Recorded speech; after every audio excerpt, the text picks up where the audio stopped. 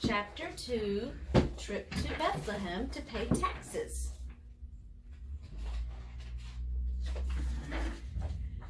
Oh, look at that Roman guard. One day, Mama said she saw Mary back in town. It seemed like it was just a little while had passed, but Mama said Mary had been gone about 3 months. Mama said Mary's wedding was going to be smaller than she thought. Mary had been visited by an angel who said that God had other plans for Mary, a special thing for her to do. So the wedding would be small and the party would only last one evening. Papa said it was okay with him. He had a lot of work to keep him busy if he didn't have a 3-day wedding to go to. We ate supper on the roof that night because it was so hot. Mama made my favorite meal with smashed grapes on flatbread and some fresh milk. Then Mama played some music on her tabrets, which are tiny cymbals she fastens to her fingers, while Papa played the reed flute, and we danced. It was getting warmer now. Spring was coming. One day Papa said we were going to take a trip. This trip would change our lives. Papa said he would go to a place called Bethlehem. He said the king wanted people to give him some money, but we had to go to the city where my grandparents lived and my papa was born. It was going to take us a few days to get there from our village. I went to my room and I looked at all my toys, trying to decide which ones I wanted to take on our trip. Papa said I could take only 3, so I knew I had to decide very carefully.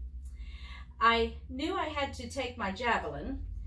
Then I chose my slingshot and my bow and arrows. I could use these things as we walked through the desert.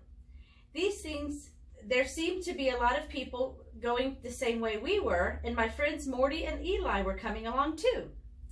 Eli would surely bring his big ball for us to kick and throw. Now I would have friends to play with along the way.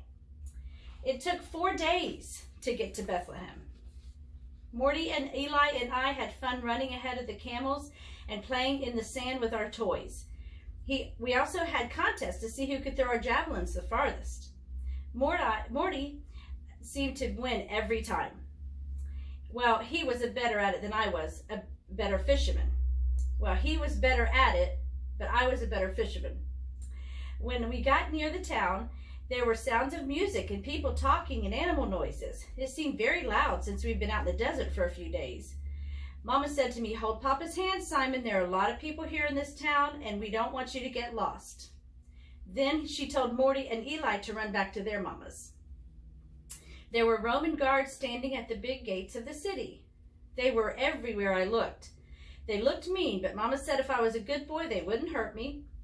My brother Andrew pointed to their helmets, which had red horsehair standing on top, all in a row from front to back. Their swords were as big as they were. These soldiers also had a different kind of shield than the ones back in Capernaum. Papa said these were of higher rank. The Roman guards were there to help visitors, but also to make sure robbers and thieves didn't hurt anyone. With so many people traveling with money in their bags, robbers would try to steal from them. We had to be especially careful and watchful of our belongings. Bethlehem was also crowded. There were people and children and animals everywhere. Everyone looked so confused and lost. It was just about sundown when we knew we had to get settled somewhere quickly. The Sabbath was about to begin. We only had been in Bethlehem a few minutes when my friend Morty ran up to me and Papa. He said someone told his Papa that there had been only a few inns left which we had rooms for us to stay.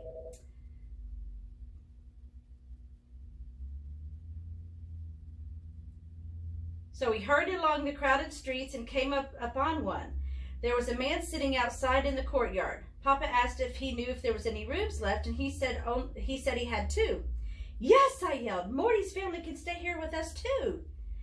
Papa motioned for Morty's Papa to come over, and the arrangements were made. After tying our goat outside, I went inside the inn. Our room was small, but I didn't plan on staying in the room all that much.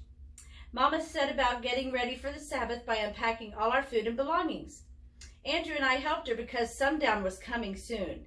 After that, we could no longer work. On the Sabbath, we were only permitted to rest and pray and sing praises to God. Papa went out to speak with the other men. Once settled, we stood by the window and watched the sun go down. Mama started humming very softly and Papa joined in. They sang so beautifully together. Andrew and I only stood and listened. Mama sang a prayer of thanksgiving to God for our safe journey to Bethlehem. We made pallets on the floor. Then we knelt beside the window and said our prayers. I must have been more tired than I thought because I drifted right off to sleep when I went to bed.